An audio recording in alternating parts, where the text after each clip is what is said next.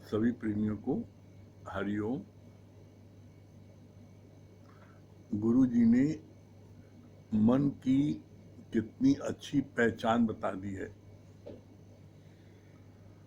बोला मन सर्प के समान है, मयूर बन निकल जा, गुरु का ऐलान है। मन सबसे छोटा है, दो अक्षर का है मन, लेकिन ये सबसे भारी है। ये इतना भारी है कि ये आपके शरीर को जहां चाहे, जो चाहे, जैसा चाहे, ये मन आपसे करवा लेता है। मन के वशीभूत पूरा शरीर, तुम्हारी इंद्रियां टोटल इसके कंट्रोल में रहती हैं। कैसे? जैसे गुरुजी ने बोला, बहुत अच्छा बताया, कहा जैसे इतनी बड़ी बस और ट्रक है, ट्रक इतनी बड़ी है, बस इतनी बड़ी है, लेकिन उसका हैंडल जिधर घुमाओ उधर बस और ट्रक घूम जाती है।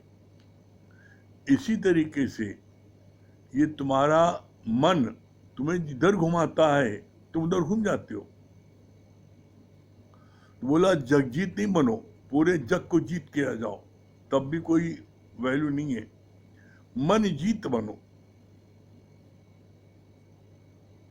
जग को जीतना बहुत सरल है, लेकिन मन को जीतना सबसे कठिन है। असंभव नहीं है, लेकिन जीतना बहुत कठिन है। लेकिन यही मन को आप बड़ी सरलता से जी सकते हो। कब?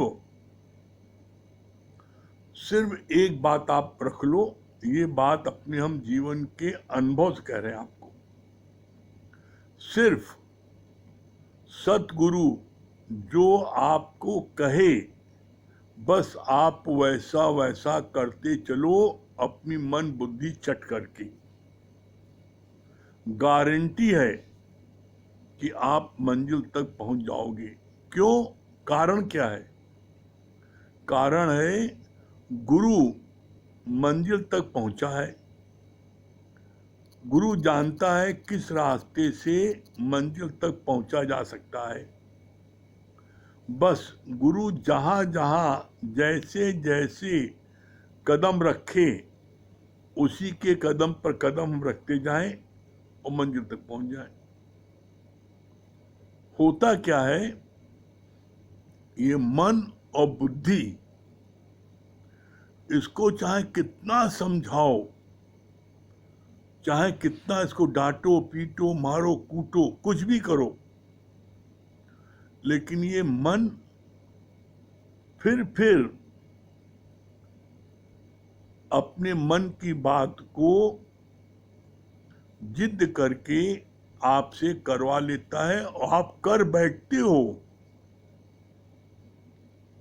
इसीलिए गुरुजी ने बहुत समझाया, बहुत कोशिश की, उसके बाद भी जब भक्त मन नहीं दे पाया, बुद्धि नहीं दे पाया, तब भगवान ने ये बोला,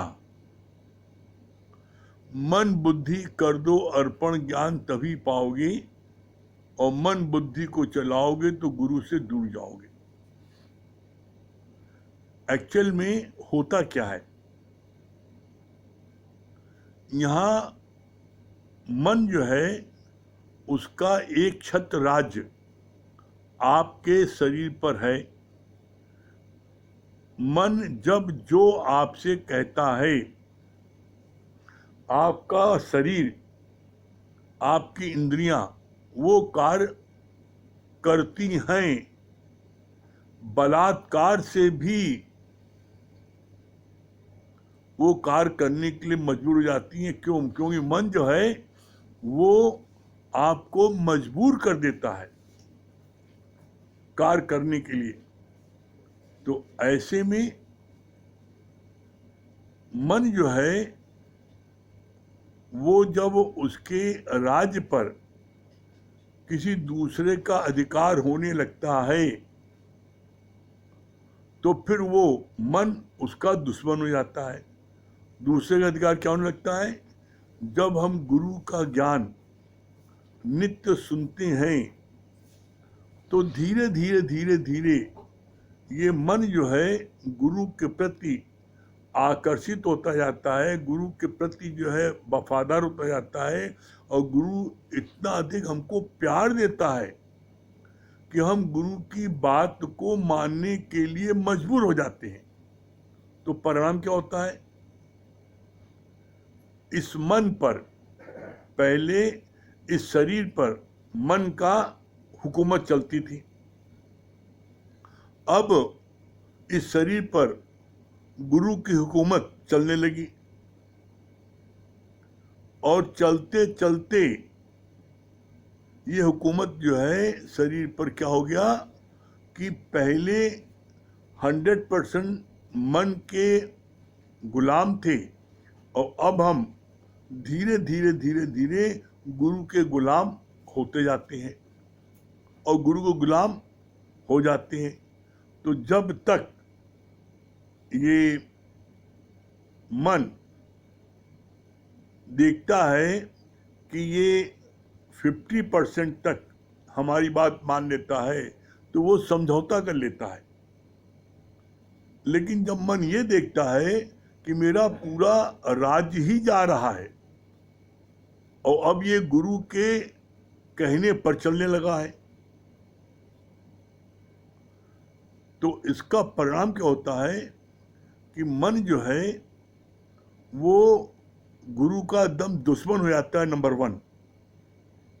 और फिर ये कोई न कोई बात एकदम पंडित बन करके तिलक लगा करके आपके कान में धीमे से ऐसी बात बोलेगा कि गुरु जो है आपका दुश्मन है, गुरु आपके खिलाफत में है, गुरु आपकी तरक्की नहीं पसंद करता। कुछ ऐसी ऐसी बातें आकर के कान में बोलने लगेगा कि आपको मन पर विश्वास हो जाएगा और गुरु पर अविश्वास हो जाएगा। जो श्रद्धा